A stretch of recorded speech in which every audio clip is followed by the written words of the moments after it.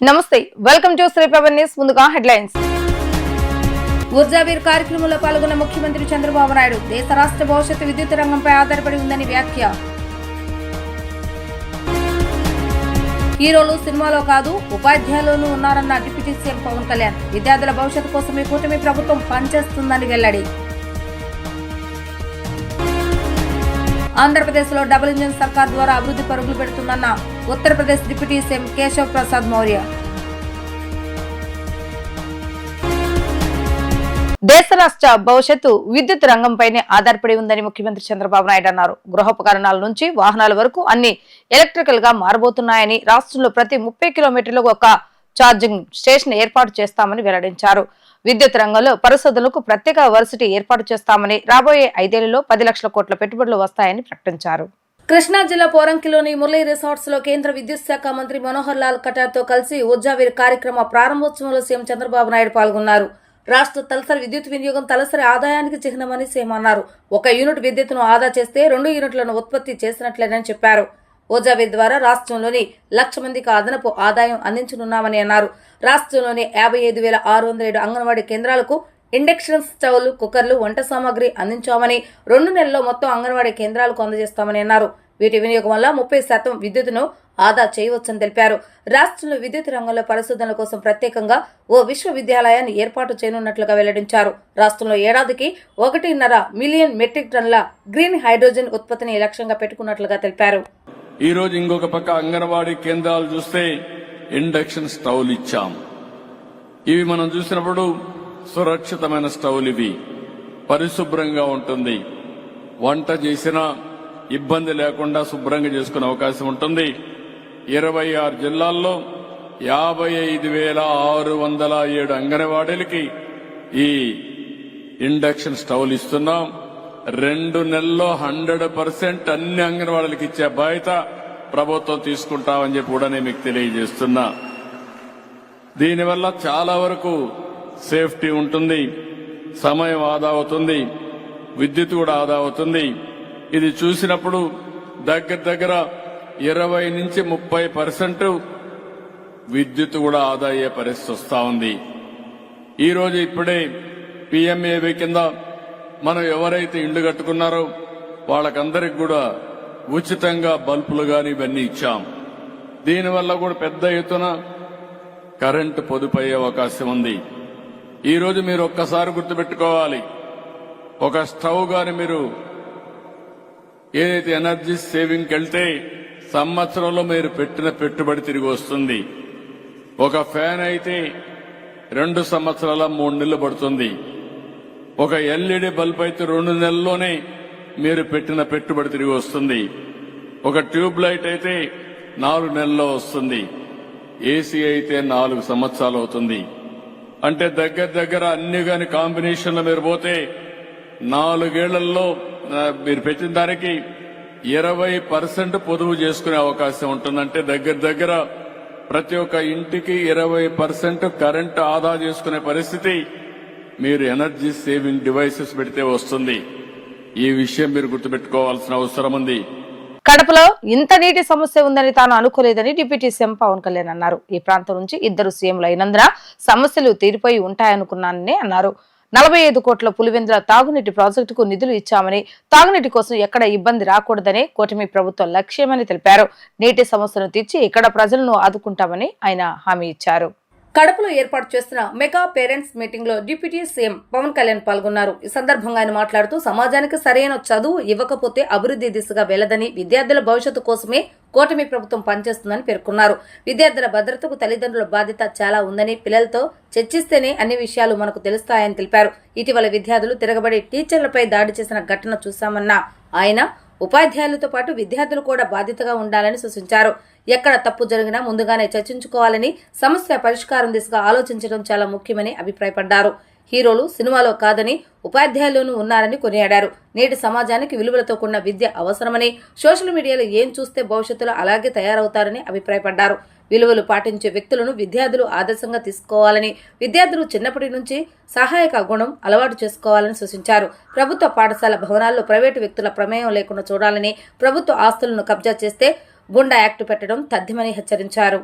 ఒక్కోసారి ఇంకొంతమంది విద్యార్థులు, కొంతమంది అధ్యాపకులు మమ్మల్ని కొన్ని సందర్భాల్లో మా పాఠాలు సరిగ్గా చెప్పట్లేదు, కొన్నిసార్లు చేయి చేసుకున్నారు, చేతిలో ఏదుంటే దాంతో కొడుతున్నారు. నేను వాళ్ళకి ఏం చెప్పానంటే, మొన్న ఈ మధ్యన రాయచోట్లో కూడా ఒక ఇన్సిడెంట్ జరిగింది.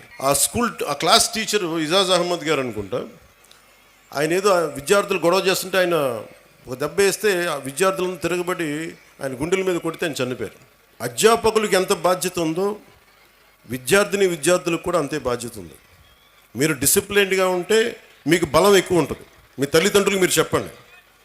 మీ తల్లిదండ్రులు ఒకళ్ళ అధ్యాపకులు కానీ ఎవరైనా సరే, పెద్దలు, స్కూల్ నడిపే పెద్దలు ఎవరైనా తప్పు చేస్తే మీరు దృష్టికి తీసుకొస్తే ఖచ్చితంగా దాన్ని సరిదిద్దుకుంటారు. దానికంటే ముందుగా మీరు కూడా చాలా బాధ్యతగా ఉండాల్సిన అవసరం ఉంది. మనం చదువు అనేది ఆబ్జెక్టివ్ ఆఫ్ ఎనీ ఎడ్యుకేషన్. ఉద్యోగాలు సంపాదించడానికి, ఆర్థిక స్తోమత పెంచుకోవడానికే కాదు, జ్ఞానం పెంపొందించుకోవడానికి కూడా. మీ బిడ్డలు ఎక్కడున్నారు, ఏం చేస్తున్నారు, ఎంత సమయం గడుపుతున్నారు, ట్యాబ్లెట్స్ని సద్వినియోగం చేస్తున్నారా, లేదంటే అవసరానికి మించి వాడుతున్నారా, చెప్పిన పర్పస్ కాకుండా దేనికదన్నా వాడుతున్నారా, ఇవన్నీ కూడా మీ దృష్టిలో ఉంటే ఇంట్లోనే కొంత కరెక్ట్ చేయాల్సిన అవసరం ఉంది. తర్వాత స్కూల్స్. అలాగే మీకు లా అండ్ ఆర్డర్లో సంబంధించి మీరు ముఖ్యంగా బిడ్డలు గుర్తుపెట్టుకోవాల్సింది, చిన్నపిల్లలకి వాళ్ళు క్లీన్ స్లేట్, ఏమీ రాయని ఒక వైట్ పేపర్ లాంటి వాళ్ళు మనం ఏమి రాస్తామో దానికి అది తయారవుతారు. సో ఇంట్లో పెద్దలు కూడా మీరు అనుక్షణం చూస్తూ ఉండాలి. మీరు కేవలం మన వరకే ఆలోచిస్తే, మన కులం, మన ప్రాంతం, ఇక్కడి దాకా ఆలోచిస్తే పిల్లలు కూడా అదే స్థాయిలో ఉంటారు. మీరు ఇవ్వాల్సింది వేమన లాంటి మహానుభావుడు పుట్టిన నేల ఇది. ఆయన సంస్కారాన్ని కూడా బిడ్డలకి నేర్పించాల్సిన అవసరం ఉంది. అది పాఠాల్లో ఎలాగ ఉన్నాయి, కొంత స్కూల్స్లో మీరు ఇళ్లలో కూడా ఆ విలువలు కొంత పాటించేలా మీరు ముందుకు తీసుకెళ్ళాలని మనస్ఫూర్తిగా కోరుకుంటున్నాను. ఆంధ్రప్రదేశ్ లో డబుల్ ఇంజిన్ సర్కార్ ద్వారా అభివృద్ధి పరుగులు పెడుతుందని ఉత్తరప్రదేశ్ డిప్యూటీ సీఎం కేశవ్ ప్రసాద్ మౌర్య అన్నారు. ప్రధానమంత్రి నరేంద్ర మోడీ సబ్కా సాథ్ నినాదంతో దేశాన్ని అభివృద్ధి పదం వైపు తీసుకుని వెళ్తున్నారని చెప్పారు. పోలింగ్ బూత్, శక్తి కేంద్రాల స్థాయిలో బీజేపీ బలంగా ఉందన్నారు. సూర్యారావుపేటలోని బీజేపీ రాష్ట్ర కార్యాలయానికి ఉత్తరప్రదేశ్ డిప్యూటీ సీఎం కేశవ్ ప్రసాద్ మౌర్య పిచ్చేశారు. ఈ సందర్భంగా ఆయనను ఎమ్మెల్యే సుజనా చౌదరి నేతృత్వంలో బీజేపీ నేతలు ఘనంగా స్వాగతం పలికారు. అనంతరం ఆయన మాట్లాడుతూ, తొలిసారిగా ఆంధ్రప్రదేశ్ కు వచ్చానని, దుర్గామాతను దర్శించుకోవడం సంతోషంగా ఉందన్నారు. ప్రయోగారాజ్లో గంగా, యమున, సరస్వతి నదుల సంగమం వద్ద 2025 జనవరిలో మహా కుంభమేళ నిర్వహిస్తున్నామని చెప్పారు. 40 కోట్ల మంది భక్తులు కుంభమేళకు వస్తారని అంచనా వేస్తున్నామని, అందుకు అనుగుణంగా ఉత్తరప్రదేశ్ ప్రభుత్వం అన్ని ఏర్పాట్లు చేస్తుందన్నారు. ఆంధ్రప్రదేశ్ ప్రజలను మహా కుంభమేళకు ఆహ్వానం పలుకుతున్నామని అన్నారు. मैं तो सबसे पहले अपना सौभाग्य यह मानता हूँ कि जीवन में प्रथम बार विजयवाड़ा आया हूँ और माँ दुर्गा का जो दिव्य, भव्य और शक्तिपीठ है, मंदिर है, वहाँ दर्शन करके फिर जो संगठन का मंदिर है, पार्टी के कार्यालय में आया। महाराष्ट्र में प्रचंड जीत हुई है, बहुत बड़ी विजय हुई है, उसमें आंध्र प्रदेश का भी योगदान है। अभी संगठन महामंत्री जी का नाम लिया गया है, लेकिन आप सबने भी अपनी अपनी तरफ से, चाहे कोई गिलहरी की तरह एक छोटा सा योगदान किया हो, लेकिन सबने योगदान किया और इतने बड़े बहुमत की सरकार बनी है कि कांग्रेस और उसका पूरा कुनबा हिल गया है। उनको लग रहा है कि उनका राजनीतिक भविष्य अंधकार में है। कोई इटली जाने की सोच रहा है, कोई लंदन जाने की सोच रहा है। तो मैं आप सब यहाँ उपस्थित कार्यकर्ता मित्रों से पूरे भरोसे के साथ पार्टी को बूथ स्तर पर, शक्ति केंद्र स्तर पर, मंडल स्तर पर, नगर स्तर पर मजबूत बनाने के काम में लगिए। आने वाला समय आप सब लोगों का है। मैं आज चूंकि पार्टी कार्यालय आया हूँ, अभी पत्रकार मित्रों के साथ वार्ता 4 बजे के लिए होनी है, लेकिन प्रयागराज में कुंभ का मेला लग रहा है। आप में से कई लोग हो सकता है अयोध्या रामलला के दर्शन कर आए हों। जो नहीं गए होंगे उनको 2 फायदा होगा। एक तो प्रयागराज, जहां गंगा मैया, यमुना मैया और सरस्वती मैया तीनों नदियों का संगम है, वहां हर 12 वर्ष में पूर्ण कुंभ होता है और उसमें डुबकी लगाने से बहुत बड़ी मान्यता है। उसे आप सब जानते हैं। एक बार जीवन में डुबकी लगाने कुंभ के मेले में जरूर आना चाहिए, ऐसी मान्यता है। इस बार 2024 का जो 2025 का जो कुंभ है, उस कुंभ में लगभग 40 करोड़ लोग आएंगे। कितने? 40 करोड़ लोग, उसकी जबरदस्त तैयारियां चल रही हैं। मैं भारतीय जनता पार्टी के प्रदेश के कार्यालय से भारतीय जनता पार्टी के कार्यकर्ताओं को भी, आंध्र प्रदेश की जनता जनार्दन को भी प्रयागराज के कुंभ मेले में आने के लिए सादर आमंत्रित करता हूं। आपको कोई असुविधा ना हो, इसका पूरा ख्याल रखा जाएगा। कोई अगर प्रयागराज से अयोध्या अथवा अयोध्या से प्रयागराज अथवा विजयवाड़ा से अगर कोई निकल करके काशी दर्शन करने के लिए आता, वाराणसी बाबा विश्वनाथ जी के, वहां भी कर सकता है। अयोध्या में रामलला के दर्शन भी कर सकते हैं। अगर आप चाहें तो यहाँ तो कृष्णा नदी ही है, तो भगवान कान्हा की भी जन्मभूमि उत्तर प्रदेश है, मथुरा। आप वहाँ मथुरा वृंदावन भी आ सकते हैं। ऐसे बहुत स्थान हैं जहाँ पर आप दर्शन के लिए आ सकते हैं। और प्रयागराज कुंभ का मेरी ओर से आप निमंत्रण स्वीकार करिए और आगे लोगों तक निमंत्रण पहुँचाने का भी काम करिए। यह मैं आप सब लोगों को निवेदन करना चाहता हूँ। నియోజకవర్గంలో మౌలిక సదుపాయాలను మెరుగుపరిచి విద్యా వైద్య రంగాల్లో విప్లవాత్మకమైన మార్పులు తీసుకొస్తామని పశ్చిమ ఎమ్మెల్యే సుజనా చౌదరి అన్నారు. కేంద్ర రాష్ట్ర ప్రభుత్వాల సహకారంతో ప్రజల భాగస్వామితో పశ్చిమని ఆదర్శ నియోజకవర్గంగా తీర్చిదిద్దుతానని చెప్పారు. సుజనా ఫౌండేషన్ ఆధ్వర్యంలో కబేలా సమీపంలోని ప్రభుత్వ ఉర్దూ జూనియర్ కళాశాలలో విద్యా అన్నపూర్ణ పథకాన్ని సుజనా చౌదరి ప్రారంభించారు. ఆంధ్రప్రదేశ్లో తొలిసారిగా కళాశాల విద్యార్థులకు మధ్యాహ్న భోజనాన్ని అందించే బృహత్కర కార్యక్రమానికి సుజనా చౌదరి శ్రీకారం చుట్టారు. సృజన ఫౌండేషన్ ఆధ్వర్యంలో అక్షయ పత్ర సహకారంతో నిర్వహించే మధ్యాహ్న భోజన కార్యక్రమాన్ని సుజనా చౌదరి ప్రారంభించారు. ఇటీవల ఆ ప్రాంతంలో పర్యటనలో భాగంగా ఉర్దూ జూనియర్ కళాశాలను సుజనా చౌదరి సందర్శించి కళాశాల మౌలిక సదుపాయాలు, విద్యార్థుల గురించి ఆరా తీశారు. 188 మంది విద్యార్థులు ఉన్న ప్రభుత్వ కళాశాలలో మధ్యాహ్న భోజనం కోసం విద్యార్థులు అవస్థలు తెలుసుకుని తమ కార్యాలయ ఇన్ఛార్జితో వివరాలు తీసుకుని విద్యార్థులకు మధ్యాహ్న సమయంలో భోజనం ఏర్పాటు చేయాలని ఆదేశించారు. ఈ మేరకు కళాశాల నిర్వాహకులకు హామీ ఇచ్చారు. ఇచ్చిన మాట ప్రకారం సుజన విద్యా అన్నపూర్ణ పథకాన్ని లాంఛనీయంగా ప్రారంభించారు. విద్యార్థులకు భోజనాన్ని సుజనా చౌదరి స్వయంగా వడ్డించారు. ఇక నుంచి ప్రతిరోజు విద్యార్థులకు మధ్యాహ్న భోజనం అందుతుందని భరోసా ఇచ్చారు. దీంతో పాటు మరికొన్ని కళాశాలలో సైతం ఈ కార్యక్రమాన్ని ప్రారంభిస్తామని స్పష్టం చేశారు. ఈ జూనియర్ కళాశాల అభివృద్ధికి తోడ్పడతానని హామీ ఇచ్చారు. ఎన్నికలో తనను గెలిపించిన పశ్చిమ ప్రజలకు ఇచ్చిన మాట ప్రకారం పశ్చిమాన్ని అభివృద్ధి చేసే బాధ్యతను తీసుకుంటామని తెలిపారు. కేంద్ర రాష్ట్ర ప్రభుత్వాల సహకారంతో ప్రజల భాగస్వామ్యంతో పశ్చిమాన్ని ఆదర్శ నియోజకవర్గంగా తీర్చిదిద్దుతానని ఆయన స్పష్టం చేశారు. కబేలా సెంటర్లో గవర్నమెంట్ కాలేజ్ పెట్టి చాలా కాలమైంది, కానీ ఇది చాలా ఇన్కంప్లీట్గా ఉందని చెప్పి 2 నెలల క్రితం వచ్చినప్పుడు చూస్తే ఈ పారాపెట్ వాల్స్ అవన్నీ లేవు, పిట్టగోడలు అంటారు కదా, అవన్నీ లేకుండా పిల్లలు కింద పడతారేమో అని భయం వేసి మేము ఫౌండేషన్ తరఫున పర్సూ చేసి కట్టించాం అన్నమాట. అలాగే ఇక్కడ పిల్లలు ఎందుకు సాయంత్రం దాకా ఉండి చదువుకోలేకపోతున్నారు అని అంటే, చాలామంది ఇక్కడ వాళ్ళకి భోజన వసతులు లేవు అని అంటే ఇస్కాన్ వారి సహకారంతో మేము కూడా ఇద్దరం కలిపి ఇక్కడ ఉన్న పిల్లలందరికీ స్టాఫ్కి కూడా మధ్యాహ్నం ఇంటర్మీడియట్కి ఇంతకుముందు ప్రభుత్వంలో లేదు, అది ఇంటర్మీడియట్ వాళ్ళకి కావాలని చెప్పి ఇక్కడ స్పెషల్గా భోజన వసతి కల్పించాం. ఇప్పుడు ప్రభుత్వం కూడా చేద్దామని వాళ్ళు కూడా ప్లాన్ చేస్తున్నారు. అది మంచి పరిణామమే. ఎందుకంటే పిల్లలకి పోషక ఆహారం కనుక సరిగ్గా పెట్టి వాళ్ళకి సమయాన్ని కనుక వేస్ట్ కాకుండా చేస్తే వాళ్ళు చదువు మీద ఎక్కువ శ్రద్ధ పెడతారని చెప్పి నా ఉద్దేశం. వాళ్ళ ఉదయం కూడా గాంధీ మున్సిపల్ స్కూల్కి వెళితే అక్కడ పిల్లలు చాలా చక్కగా మంచి ఇంగ్లీష్ మాట్లాడుతున్నారు. చాలా బాగా ఉంది, చాలా సంతోషంగా ఉంది. ఈ ప్రభుత్వ విద్యా విధానాన్ని పటిష్టపరచాలనేది నా ముఖ్య ఉద్దేశం. డెఫినెట్గా దాని మీద పనిచేస్తాం. మన Vijayawada west is the best అంటే విజయవాడ ఈ పశ్చిమ నియోజకవర్గాల్లో ఒక మోడల్ నియోజకవర్గంగా చేయాలనేది నా ఉద్దేశం. ఆ విధంగా 1 by 1 మనం స్టడీ చేసి ఈ ఉర్దూ కాలేజ్ మొదలుపెట్టాం, తర్వాత కొన్ని స్కూళ్ళు మొదలుపెట్టాం, కంప్యూటర్ ల్యాబ్స్ చేపిస్తూ ఉన్నాం.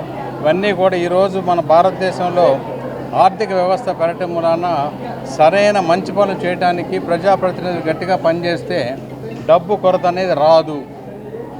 ప్రజలు అంటే ఇక్కడ పర్టికులర్గా స్కూళ్ళు కాలేజీలో తల్లి, తండ్రి, గురువు, దైవంతో సమానం అంటాం కదా, ఆ విధంగా ముగ్గురు కలిస్తేనే పేరెంట్స్ అవుతారు. ముగ్గురు కలిసి పిల్లల అభ్యుదయాన్ని ఎలా తీసుకురావాలి, ఎలా పెంచాలి, అంటే విలువలు ఎలా తెలియపరచాలి చదువుతో పాటు అనేది ముగ్గురు కలిస్తే బాగా ఉంటుందన్న ఉద్దేశం.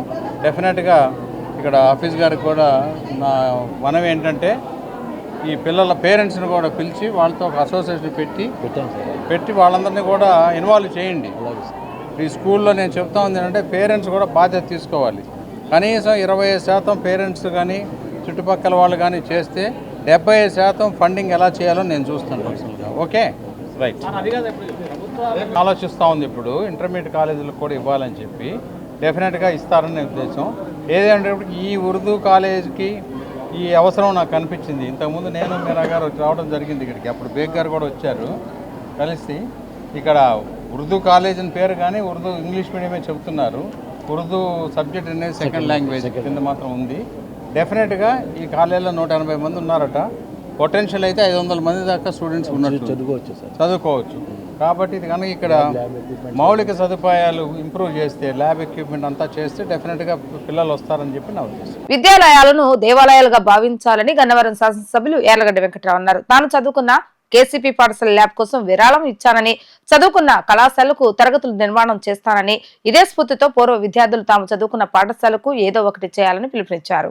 మెగా పేరెంట్స్ టీచర్స్ సమావేశంలో భాగంగా రామవరపాడు జిల్లా పరిషత్ పాఠశాల, నెడమానూరు జిల్లా పరిషత్ పాఠశాలలో జరిగిన కార్యక్రమంలో ఆయన పాల్గొన్నారు. తొలుత పాఠశాల ప్రాంగణాన్ని పరిశీలించిన అనంతరం విద్యార్థులతో ముచ్చరించి పలు పోటీలలో విజేతలుగా నిలిచిన విద్యార్థులకు బహుమతులను అందజేశారు.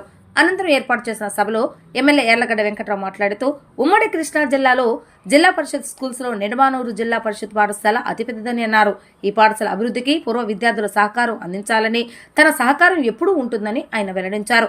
ఈ పాఠశాలలో చదివిన ఎంతో మంది విదేశాల్లో స్థిరపడ్డారని ఒక వాట్సాప్ గ్రూప్ ను ఏర్పాటు చేసి పూర్వ విద్యార్థులను ఐక్యం చేయాలని అన్నారు. రాజుల పాలనలో ఆలయాలకు మాన్యాలు ఇచ్చేవారని, స్వతంత్రం వచ్చిన తర్వాత పాఠశాలలకు విరాళాలు ఇచ్చేవారని చెప్పారు. అలాంటి నాయకులు ఇప్పుడు కరువయ్యారని ఆవేదన వ్యక్తం చేశారు. పాఠశాల అభివృద్ధికి పూర్వ విద్యార్థులు ముందుకు రావాలని పిలుపునిచ్చారు. నిలిచిపోయిన తరగతి గదుల నిర్మాణ పనులు విద్యాశాఖ మంత్రి నారా లోకేష్ దృష్టికి తీసుకువచ్చి వాటిని పూర్తి చేసేలా కృషి చేస్తానని ఆయన స్పష్టం చేశారు. స్కూల్ పరిసర ప్రాంతాల్లో గంజాయి సంస్కృతి ఎక్కువగా ఉందని తన దృష్టికి వచ్చిందని, డీసీపీకి సర్కిల్ ఇన్స్పెక్టర్ దృష్టికి తీసుకువెళ్లి గంజాయి ఆనవాళ్లపై ఉక్కుపాదం మోపాలని ఆదేశిస్తానని స్పష్టం చేశారు. ఉమ్మడి కృష్ణా జిల్లాలో జిల్లా పరిషత్ హై స్కూల్స్లో నెంబర్ 1 స్కూల్ ఇవ్వాలి. దాదాపు 1120 మంది పైబడి స్టూడెంట్స్ ఈ స్కూల్లో చదువుకున్న పరిస్థితి. ఈ స్కూల్ కొన్న సమస్యలు కూడా నాకు కొన్నే తెలుసు అనుకుంది. ఇప్పుడు ఇవాళ రావడం వల్ల మిగతా సమస్యలు తెలిసిన పరిస్థితి. ఈ నియోజకవర్గంలో ఉన్న స్టాఫింగ్ కంపెనీ కూడా ఎన్ఆర్ఎల్ని అభ్యర్థిస్తున్నా, మీ ఆఫ్షోర్ ఆఫీసులను హైదరాబాద్ నుంచి విజయవాడకు తరలించండి, కాన్స్టిట్యూన్సీకి తరలించమని కోరుతున్నాం. అలాగే ఈ గ్రామంలో జన్మభూమి స్ఫూర్తితో గతం నుంచి ప్రజాప్రభుత్వాలు ఏర్పడిన 1955 ఎప్పటి నుంచైనా జమీందారులు కానీ, రాచరకులు ఇప్పుడు రాజులు కానీ ఈ స్కూల్స్ని కానీ, కాలేజీలు కానీ, బిల్డింగ్లు కానీ, స్థలాలు కానీ, పొలాలు కానీ ఇచ్చిన పరిస్థితి. అది రాను రాను జమీందారులు వాళ్ళు ఇచ్చారు తప్ప ఇప్పుడు corporate social responsibility fund CSR కానీ, సిజిఎఫ్ కానీ ఏ కంపెనీ అయినా విద్యాశాఖ మీద పెడితే బాగుంటుందని నేను భావిస్తున్నాను. ముఖ్యమంత్రి గారి దృష్టి కూడా తీసుకెళ్తాను. కేడీసీసీ బ్యాంక్ నేను చైర్మన్గా రాకముందు 15 కోట్ల అమౌంట్ నేను 80 కోట్లు తీసుకెళ్లే సంవత్సరం. సిజిఎఫ్ ఫండ్ 8 కోట్లు ఉంది. దానికి మొన్న సింగనగర్లో స్కూల్స్ మునిగిపోతే అలా కంప్యూటర్ కొనిపెట్టమని ఇప్పుడున్న జేసీ గారిని అడిగితే కేటాయించిన పరిస్థితి. అలా అన్ని సిజిఎఫ్లు, సిఎస్ఆర్ కార్పొరేట్ సోషల్ రెస్పాన్సిబిలిటీ ఫండ్స్ని విద్యాశాఖ మీద పెడితే యువతకి అలాగే ముఖ్యంగా విద్యార్థులకు ఉపయోగపడుతుందని నేను భావిస్తాను. ఈ విషయాన్ని గౌరవ ముఖ్యమంత్రి గారికి అలాగే లోకేష్ గారి దృష్టి తీసుకెళ్తాను. అలాగా ఆ రోజుల్లో వీళ్ళు ఎవరైతే భూస్వాములు ఎవరైతే దాన ధర్మాలు చేసి స్కూల్స్ని కాలేజీని ఏర్పాటు చేస్తా కృషి చేశారో ఇవాళ సమాజంలో ఉన్నత స్థితికి చేరుకున్న వాళ్ళందరూ కూడా ఈ కాలేజీల పట్ల, స్కూల్స్ పట్ల ఉదార స్వభావాన్ని చాటుకోవాల్సిందిగా మీ ద్వారా వాళ్ళందరినీ కోరుతున్నాం. ఈ స్కూల్లో చదువుకుని ఇక్కడ చాలామంది మా నాయకులు కూడా రాజకీయాలు మాట్లాడతారు, స్కూల్లో మాట్లాడతారు కానీ చాలామంది ఇక్కడ ఉన్న పరిస్థితి. అలాగే ఎన్ఆర్ఐలు అమెరికా కానీ, ఆస్ట్రేలియా కానీ, సింగపూర్ వేరే ఎక్కడైనా కానీ బయట దేశాల్లో ఈ స్కూల్లో చదువుకునే వాళ్ళు ఈ స్కూల్ తరగతి నిర్మాణం కానీ మీల్ షెడ్ లేకపోవడం బాధాకరం. 11,000 మంది స్టూడెంట్లు భోజనం చేస్తాక షెడ్ కూడా లేదు. 40 వర్షాలు అవుతుంది. దాన్ని ఒక గ్రూప్గా ఫామ్ అయ్యి ఎన్ఆర్ఐలతో ఓల్డ్ స్టూడెంట్స్ వాట్సాప్ గ్రూప్ ఏర్పాటు చేయమని క్రియేట్ చేయమని చెప్పి రాబోయే 10-15 రోజుల్లో ఈ సమస్యను అడ్రస్ చేయవలసిందిగా స్థానిక శాసనసభ్యుడిగా మిమ్మల్ని కోరుతున్నాం. ఇది మీ కనీస బాధ్యతగా భావించి ఈ స్కూల్లో చదువుకుని వెళ్ళి మనం ఉన్న స్థాయిలో ఉన్నాం కాబట్టి ఈ స్కూల్ మాత్రం అలాగే ఉంది కాబట్టి ఈ స్కూల్ని కొంచెం ప్రమోట్ చేయాల్సిన కనీస బాధ్యత ఉందని మీరు భావించాల్సిందిగా మీడియా ద్వారా మేము అప్పీల్ చేస్తున్నాం. వైసీపీ ఎంపీ విజయసాయిరెడ్డి ముఖ్యమంత్రి చంద్రబాబు నాయుడుపై చేసిన అనుచిత వ్యాఖ్యలపై చర్యలు తీసుకోవాలని కోరుతూ విజయవాడ నగర పోలీస్ కమిషనర్ కలిసి ఫిర్యాదు చేసినట్లుగా టీడీపీ సీనియర్ నేత బుద్ధా వెంకన్న తెలిపారు. విజయసాయిరెడ్డి నోరు అదుపులో పెట్టుకుని మాట్లాడాలని ఆయన హితవు పలికారు. టీడీపీ సీనియర్ నేత బుద్ధా వెంకన్న పోలీస్ కమిషనర్ ను కలిసి వైసీపీ ఎంపీ విజయసాయిరెడ్డిపై ఫిర్యాదు చేశారు. ముఖ్యమంత్రి చంద్రబాబు నాయుడుపై అనుచిత వ్యాఖ్యలు చేసిన విజయసాయిరెడ్డిపై చర్యలు తీసుకోవాలని విజ్ఞప్తి చేశారు. అనంతరం ఆయన మీడియాతో మాట్లాడుతూ విజయసాయిరెడ్డి నోరు అదుపులో పెట్టుకుని మాట్లాడాలని హితవు పలికారు. చంద్రబాబు నాయుడు బతికుంటే వైసీపీ అధికారంలోకి వస్తే ఆయనను జైల్లో వేస్తామని బ్లాక్మెయిల్ చేస్తే భయపడిపోతామని అనుకుంటున్నారా అంటూ మండిపడ్డారు. కాకినాడ పోర్టును జగన్ లాక్కున్నారనేది వాస్తవం కాదా అంటూ ప్రశ్నించారు.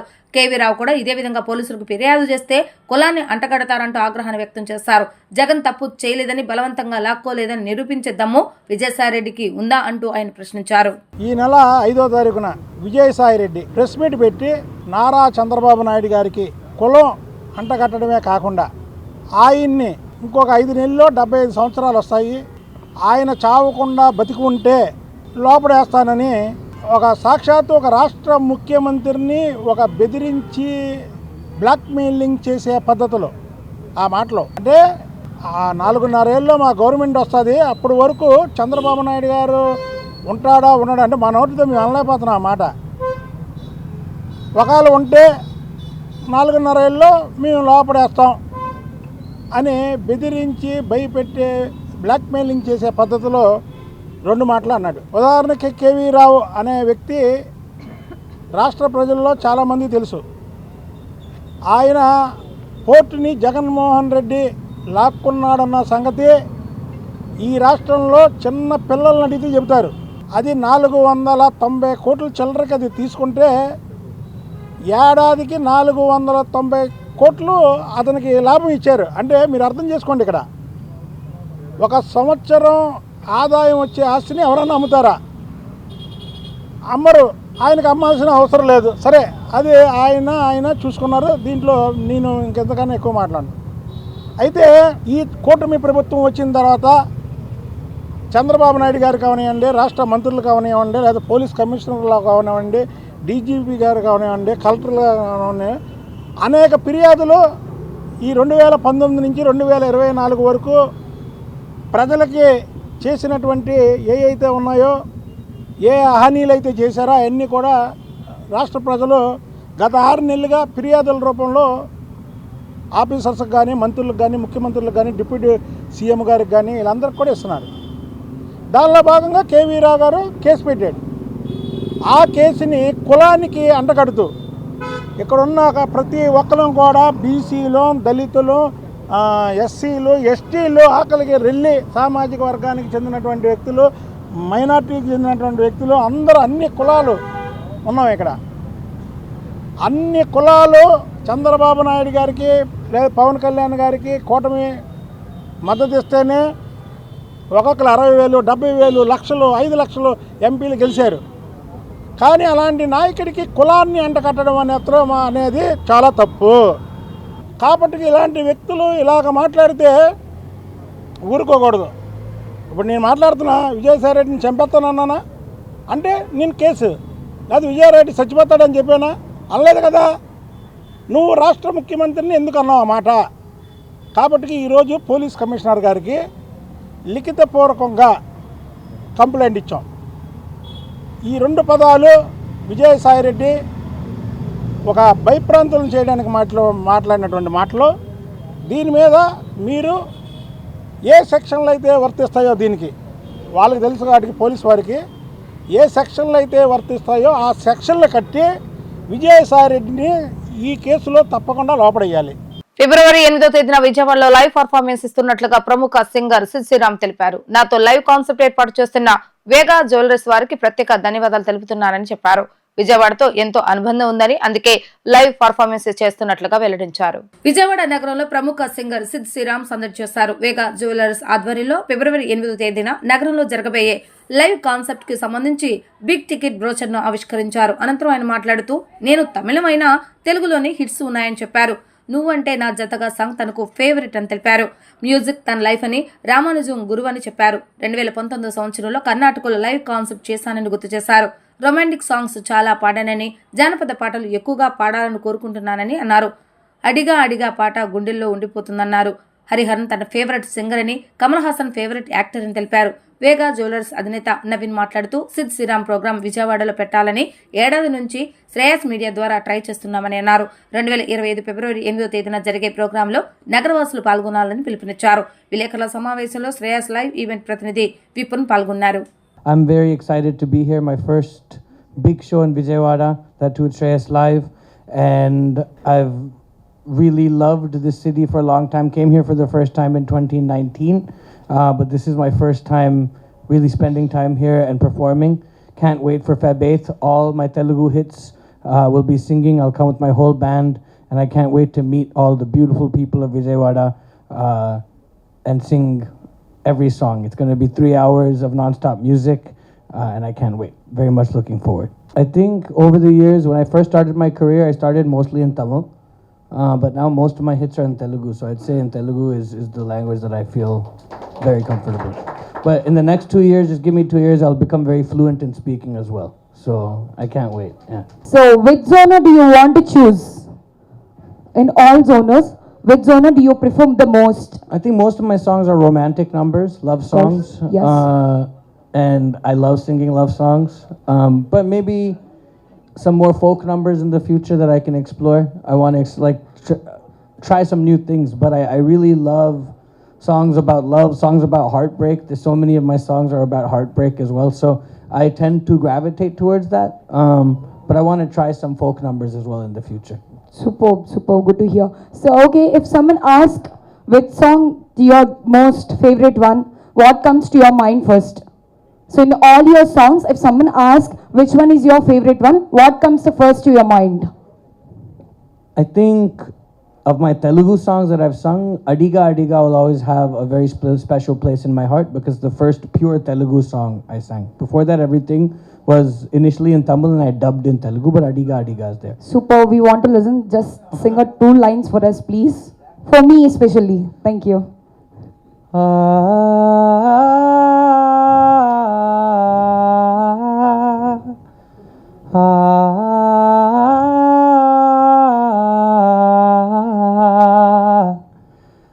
అడిగా అడిగా ఎదలోలయ నడిగా కదిలే క్షణమా చెలియేదని నన్నే మరిచా తన పేరుని తలిచా మదినే అడిగా తన ఊసేదని నువ్వేలేని నన్ను ఊహించలేను ప్రతి ఊహలోను వెతికితే మనకదే నీలోనే ఉన్నా నిన్ను కోరి ఉన్నా నిజమై నడిచా జతగా. విజయవాడలో పెట్టాలని శ్రేయస్ మీడియా వారి ద్వారా 1.5 year నుంచి ట్రై చేస్తున్నాను. ఈ రోజుకి నాకు అవైలబిలిటీ ఇప్పటికి దొరికింది. ఆయన విజయవాడ రావటం, ఈ ప్రోగ్రాం ఫిబ్రవరి 8న ఇక్కడ కండక్ట్ చేయటం నేను చాలా ఆనందంగా ఫీల్ అవుతున్నాను. అలాగే ఇక్కడ అందరూ కూడా చాలా హ్యాపీగా ఫీల్ అవుతారని నేను ఆశిస్తున్నాను. అల్పపీడనం ప్రభావంతో భారీ వర్షాలు కురిసే అవకాశం ఉన్నందున కల్లాలో ధాన్యం తడవకుండా తక్షణమే చర్యలు చేపట్టాలని సీఎం చంద్రబాబు నాయుడు అధికారులను ఆదేశించారు. వరి కోతలు వాయిదా వేసుకునేలా అన్నదాతలను అప్రమత్తం చేయాలని ఆదివారం రాత్రి కలెక్టర్లు జేసీలకు సీఎం ఆదేశాలు జారీ చేశారు. ఇప్పటికే రైతులు నూర్చిన ధాన్యాన్ని తక్షణమే రైస్ మిల్లులకు తరలించే ఏర్పాట్లు చేయాలని అన్నారు. అవసరమైన ప్రాంతాల్లో వరి కుప్పలు ధాన్యం తడవకుండా టర్మినల్లో పంపిణీకి చర్యలు తీసుకోవాలని ఆదేశించారు. వర్షాలు తగ్గే వరకు రైతులు జాగ్రత్తలు తీసుకునేలా చూడాలని వ్యవసాయ శాఖను ఆయన ఆదేశించారు. గత వైసీపీ ప్రభుత్వంలో అంబాపురం గ్రామంలోని 1వ వార్డులో కొన్ని వేల కోట్లు విలువ చేసే ప్రభుత్వ భూములు కబ్జా చేశారని గ్రామ సర్పంచ్ గండికోట సీతయ్య ఆరోపించారు. గత ప్రభుత్వంలో మాజీ ఎమ్మెల్యే వంశీ అనుచరులు అనేకమైన కబ్జాలకు పాల్పడ్డారని ఆయన మండిపడ్డారు. విజయవాడ రూరల్ మండలం అంబాపురం గ్రామ పంచాయతీ పరిధిలోని 1వ వార్డులోని కొన్ని కోట్లు విలువ చేసే భూములను గత వైసీపీ ప్రభుత్వంలో వైసీపీ నాయకులు కబ్జా చేసి స్థానిక రెవెన్యూ సిబ్బంది సహకారంతో ఫేక్ డాక్యుమెంట్లు పుట్టించి ప్రభుత్వ భూములను తమ అడ్డాలుగా మార్చి ఆ భూములో సంఘ విద్రోహ చర్యలకు పాల్పడుతూ సామాన్య ప్రజలను, మహిళలను భయభ్రాంతులకు గురి చేస్తూ గత ప్రభుత్వంలో అంబాపురం సర్పంచ్ గండికోట సీతయ్య ఇదేమిటని ప్రశ్నిస్తే సర్పంచ్పై అమానుషంగా దాడి చేశారని స్థానిక గ్రామ ప్రజలు సర్పంచ్ వాపోయారు. ఈ సందర్భంగా స్థానికులు గ్రామ సర్పంచ్ గండికోట సీతయ్య మాట్లాడుతూ కబ్జా చేసిన స్థలాలను తమ అడ్డాలుగా చేసుకుంటూ సంఘ విద్రోహ చర్యలకు పాల్పడుతూ కబ్జాకు గురైన స్థలాల్లో గంజాయి మందు, బ్లేడ్ బ్యాచ్ ఆగడాలు, విధ్వంసాలు సృష్టిస్తున్నారని తెలిపారు. ఇదేమిటని స్థానికులు సామాన్య ప్రజలు ప్రశ్నించగా వారిపై దాడి చేసి చంపడానికి కూడా వెనుకాడలేదని ఆవేదన వ్యక్తం చేశారు. గత ప్రభుత్వంలో కబ్జాకి గురైన భూముల గురించి సర్పంచ్ గండికోట సీతయ్య అడగగా ఆయనపై దాడి చేసి చంపడానికి ప్రయత్నించి అక్రమ కేసులు పెట్టారని ఆరోపించారు. ఈ విషయంపై CM Chandrababu Naidu, deputy CM Pawan Kalyan, Lokesh Babu, స్థానిక ఎమ్మెల్యే ఎర్లగడ్డ వెంకటరావు స్పందించి కబ్జా కోరుల్లో నుండి మా గ్రామ భూములను కాపాడి గ్రామానికి ఉపయోగపడే కమ్యూనిటీ హాల్స్, హెల్త్ సెంటర్స్ నిర్మించి ప్రజలందరికీ న్యాయం చేయాలని కోరుకున్నారన్నారు.